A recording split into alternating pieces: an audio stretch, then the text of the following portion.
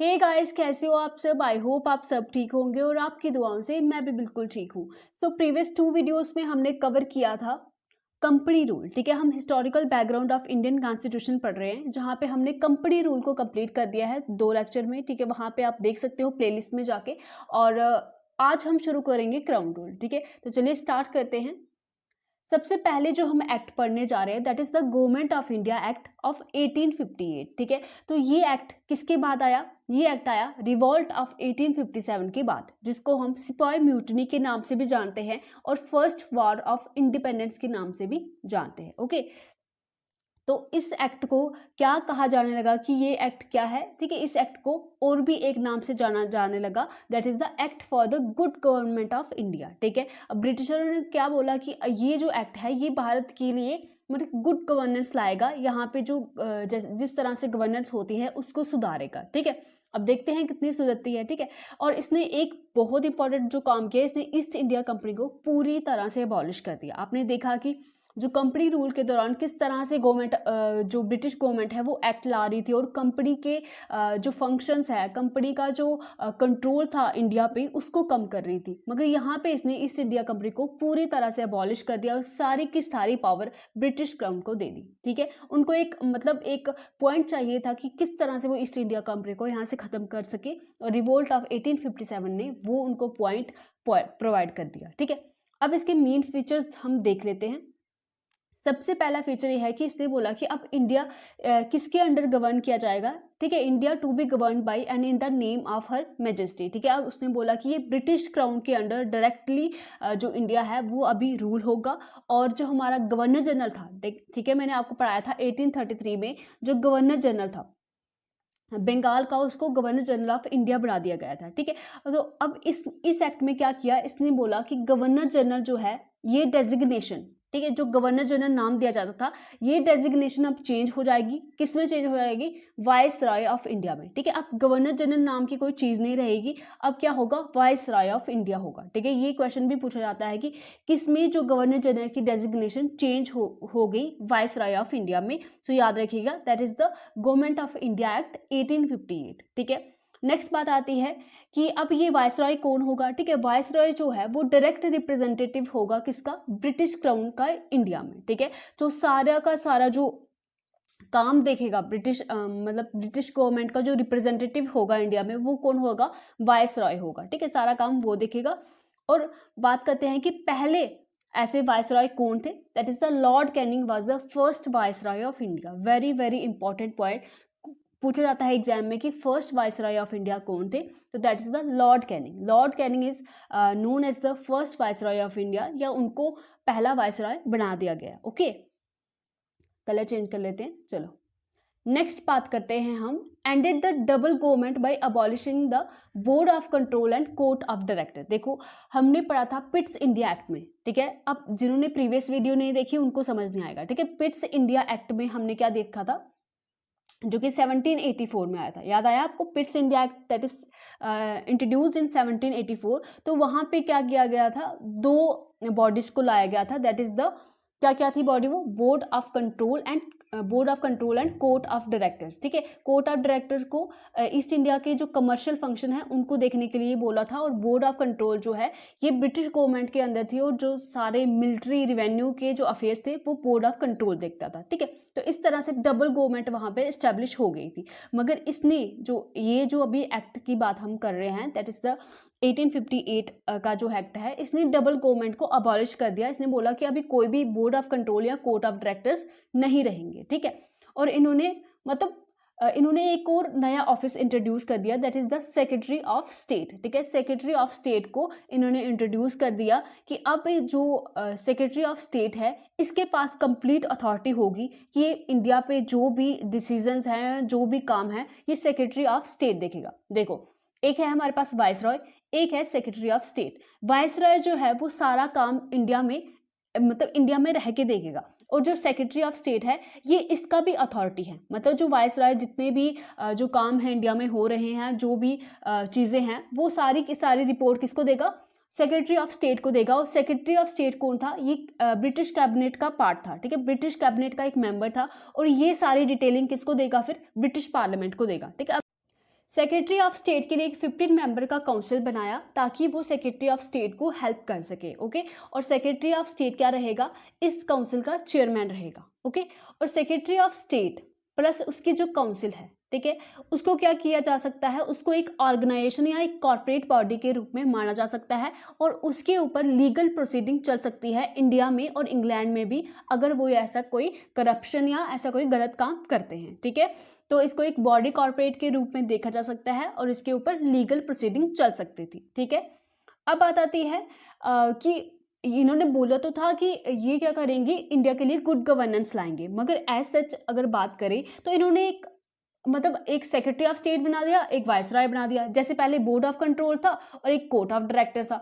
तो इसने चेंज क्या किया। ठीक है, इंडिया में जिस तरह से गवर्नमेंट चल रही थी उसमें कोई एक अच्छा बदलाव अगर बोलो या एक बेहतर बदलाव, वो कोई नहीं आया, वो जैसे चल रही थी वैसे ही चल रही थी। ठीक है, अब बात आती है Indian council of act of 1861। ये इंपॉर्टेंट एक्ट है बिकॉज यहाँ पे कुछ स्ट्रक्चरल चेंजेस जो हैं वो आए हैं। ठीक है, सो बात करते हैं कि जब रिवॉल्ट हुआ था 1857 का, तो ब्रिटिश गवर्नमेंट को ये समझ आ गया था कि अगर हमने इंडियन को उनकी कंट्री की एडमिनिस्ट्रेशन में जगह नहीं दी तो ये ऐसे रिवॉल्ट, ऐसी म्यूटनी दोबारा देखने को मिल सकती है। ठीक है, तो इससे बचने के लिए उन्होंने बोला कि हम क्या करेंगे, इंडियंस को जो लॉ मेकिंग प्रोसेस में या उनकी कंट्री की एडमिनिस्ट्रेशन में हम क्या करेंगे, उनको इनकॉर्पोरेट करेंगे। तो उसके लिए उन्होंने 3 एक्ट को लाया, that is the 1861 act, 1892 and 1909। और मुझे सबसे ज़्यादा जो यूपीएससी में क्वेश्चंस दिखे दैट इज़ 1909। देखिए, इस एक्ट के इतने ज़्यादा क्वेश्चन मैंने देखे हैं प्रीवियस ईयर क्वेश्चन में कि मैं आपको क्या बताऊँ, ये मोस्ट इंपॉर्टेंट एक्ट है। ठीक है, तो ध्यान से पढ़ेंगे क्योंकि कहीं से भी क्वेश्चन आ सकते हैं। आप किसी भी एग्जाम की तैयारी कर रहे हो, ठीक है, अगर आप हाई लेवल पर पढ़ोगे तो लो लेवल के एग्जाम्स आपकी एकदम ईजी से क्लियर हो जाएंगे। ठीक है, अब बात करते हैं हम 1861 के एक्ट की। ठीक है, इसके फीचर्स देख लेते हैं।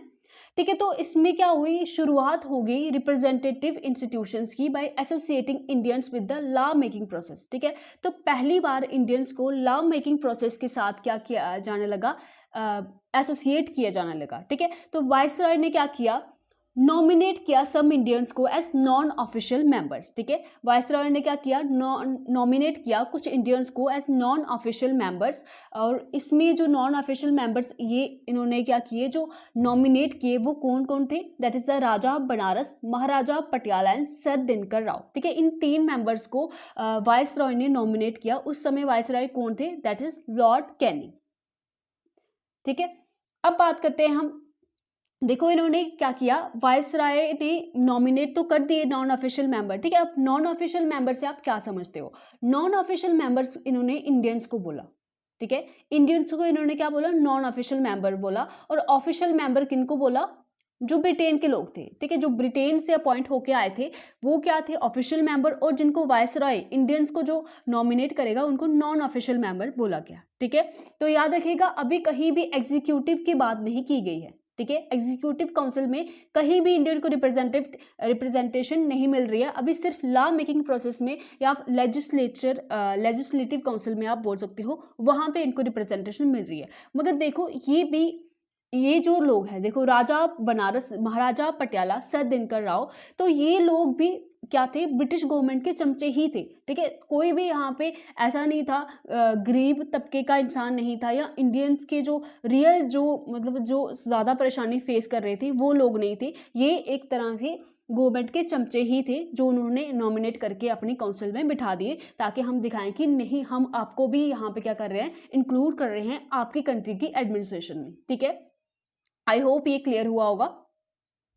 अब एक मोस्ट इंपॉर्टेंट क्वेश्चन आता है कि जो प्रोसेस है डिसेंट्रलाइजेशन का, ये कौन से एक्ट से स्टार्ट हुआ था। ठीक है, तो याद रखिएगा ये भी इसी एक्ट से स्टार्ट हुआ है, प्रोसेस ऑफ डिसेंट्रलाइजेशन। क्या हमने पहले पढ़ा था कि 1773 से क्या हुआ था, सेंट्रलाइजेशन का प्रोसेस शुरू हो गया था। और लास्ट फाइनल स्टेप कौन सा था उसका, 1833 का जो एक्ट था उसमें जो है सेंट्रलाइजेशन अपनी पीक पे पहुंच गई थी, जहां पे गवर्नर जनरल ऑफ बंगाल को गवर्नर जनरल ऑफ इंडिया बना दिया जाता है और सुप्रीम पावर सारी प्रेसिडेंसीज की गवर्नर जनरल ऑफ बंगाल को बना दिया जाता है ना।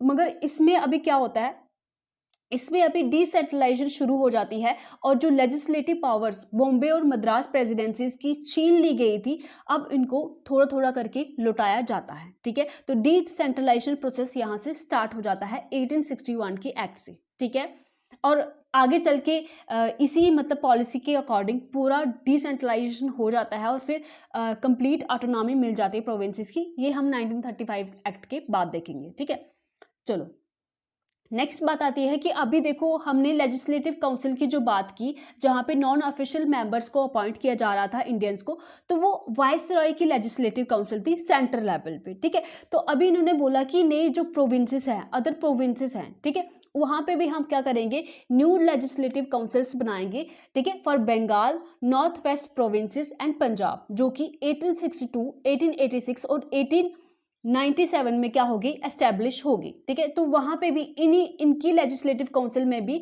नॉन ऑफिशियल मेंबर्स में इंडियन को इंक्लूड किया गया। ठीक है, तो धीरे धीरे इंडियंस की जो रिप्रेजेंटेशन है नॉन ऑफिशियल के मेंबर के तौर पे वहां पे लेजिस्लेटिव काउंसिल में बढ़ने लगी। ठीक है, अब बात करते हैं इस एक्ट ने और क्या किया, इसने इम्पावर किया वाइस राय को to make rules and order for the more convenient transaction of business in the council. मतलब इसने वाइस राय को इम्पावर दिया, या ये वाइस राय को ड्यूटी दे दी कि आप रूल्स और ऑर्डर बना सकते हो, कोई भी ट्रांजेक्शन होती है काउंसिल के बिजनेस में। ठीक है, उनकी जो काउंसिल है उसमें अगर कोई उनकी बिजनेस में कोई ट्रांजैक्शन हो रही है तो उस पर रूल्स और ऑर्डर्स बनाने का हक किसको दिया गया था, वो वाइस राय को दिया गया था। ओके, नेक्स्ट बात आती है very very important point, that is the portfolio system, जो अब भी हमारे यहाँ चलता है। देखो हमारे पास क्या होता है, देखो अगर हम बात करें, डिफेंस मिनिस्ट्री होती है, ठीक है, हेल्थ मिनिस्ट्री होती है, रेलवेज की मिनिस्ट्री होती है, टेक्सटाइल की मिनिस्ट्री होती है, तो अलग अलग डिपार्टमेंट के लिए अलग अलग मिनिस्टर क्या होते हैं, रिस्पॉन्सिबल होते हैं,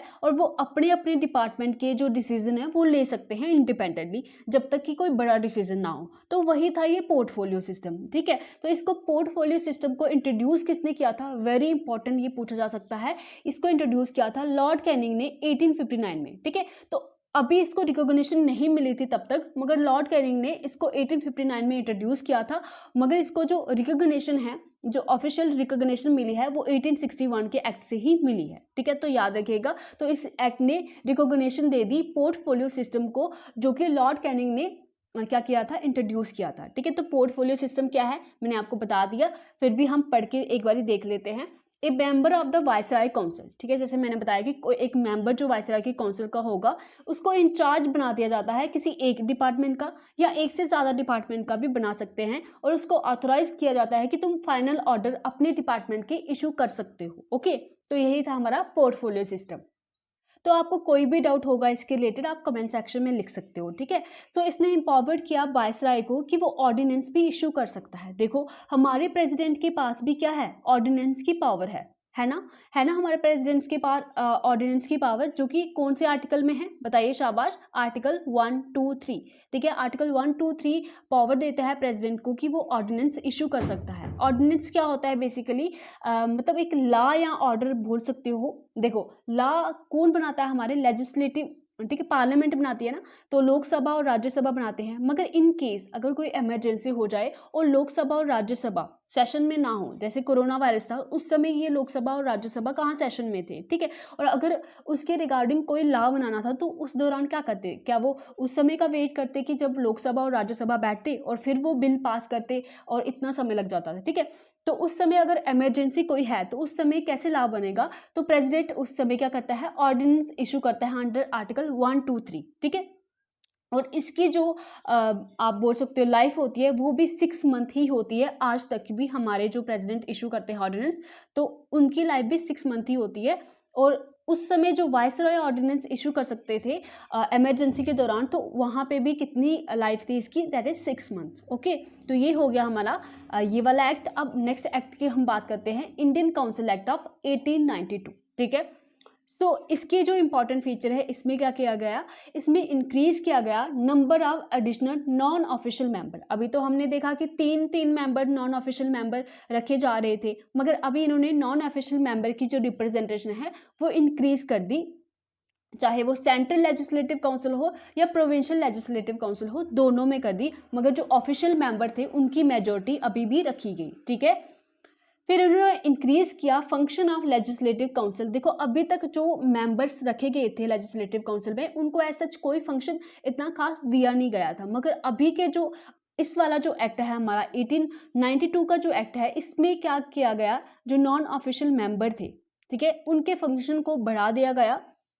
या आप बोल सकते हो लेजिस्लेटिव काउंसिल के फंक्शन को बढ़ा दिया गया और उनको पावर दे दी कि वो क्या कर सकते हैं, बजट को डिस्कस कर सकते हैं और कुछ क्वेश्चंस भी जो एग्जीक्यूटिव को पूछ सकते हैं, ठीक है। तो अभी बजट डिस्कस करने की पावर इस एक्ट में उनको मिल गई, ठीक है, इंपॉर्टेंट है, पूछा जाए। अब क्या किया गया है कि जो नॉन ऑफिशियल मेंबर पहले सिर्फ वाइसरॉय नॉमिनेट करता था, अब सेंट्रल लेजिस्लेटिव काउंसिल में वाइसरॉय नॉमिनेट तो करेगा, मगर on the recommendation of the provincial legislative council and the Bengal chamber of commerce, ठीक है। बंगाल चैम्बर ऑफ कॉमर्स और प्रोविंशियल लेजिस्लेटिव काउंसिल ये दोनों क्या करेंगे, रिकमेंड करेंगे नॉन ऑफिशियल मेंबर्स को, और उनको फिर क्या करेगा, वाइसरॉय अपॉइंट करेगा सेंट्रल लेजिस्लेटिव काउंसिल में। वेरस अगर हम प्रोविंशियल लेजिस्लेटिव काउंसिल की बात करें तो यहाँ पे जो गवर्नर है वो कौन से बंदे को, कौन से लोगों को नॉन ऑफिशियल मेंबर अपॉइंट करेंगे या नॉमिनेट करेंगे, वो किस पे कौन डिसाइड करेगा, वो डिसाइड करेगा, कौन रिकमेंड करेगा, डिस्ट्रिक्ट बोर्ड रिकमेंड करेंगे, municipalities, universities, trade association, zamindars and chambers. क्यों? बिकॉज अभी हमने देखा कि जो वाइस रॉय है वो अपने ही चमचों को क्या कर रहा था, नॉन ऑफिशियल मेंबर जो लेजिस्लेटिव काउंसिल में नॉमिनेट कर रहा था, मगर बाकी जो तबके के लोग थे उन्होंने, ये ज़मींदार वगैरह, म्यूनसिपैलिटीज़ वगैरह, उन्होंने बोला कि तुम अपने ही मर्जी से अपने बंदों को इसमें लगा रहे हो, हमारे इंटरेस्ट में कहाँ है, तो उन्होंने बोला कि हम रिकमेंड करेंगे, फिर आप उनको नॉमिनेट करो, ठीक है। तो कहीं ना कहीं फिर इंडियंस को इन्होंने एसोसिएट करना ही था, क्योंकि अगर वो एक मतलब पावरफुल यहाँ पे एडमिनिस्ट्रेशन करना चाहते थे तो इंडियंस का उनको सहयोग चाहिए था, तो इसलिए वो ये सब कर रहे थे, ठीक है। तो कहीं ना कहीं आप बोल सकते हो कि इनडायरेक्ट और लिमिटेड यहाँ पे इलेक्शंस का यूज़ किया गया to fill up the non official seat, मगर जो वर्ड इलेक्शन है वो कहीं भी एक्ट में नहीं दिया गया है, ठीक है। सिर्फ नॉमिनेशन ही बोला है कि नॉन ऑफिशियल मेंबर्स को नॉमिनेट किया गया है, पर फिर भी आप बोल सकते हो कि कहीं ना कहीं इनडायरेक्ट इलेक्शन का यहाँ पे यूज़ हुआ था, ठीक है। नेक्स्ट बात करते हैं हम Indian council act of 1909, very very important, ठीक है। यूपीएससी का कोई भी एग्जाम देख लो आप, इसमें से क्वेश्चन पक्का बनता है और ये बहुत इंपॉर्टेंट, इसकी एक एक लाइन बहुत इंपॉर्टेंट है।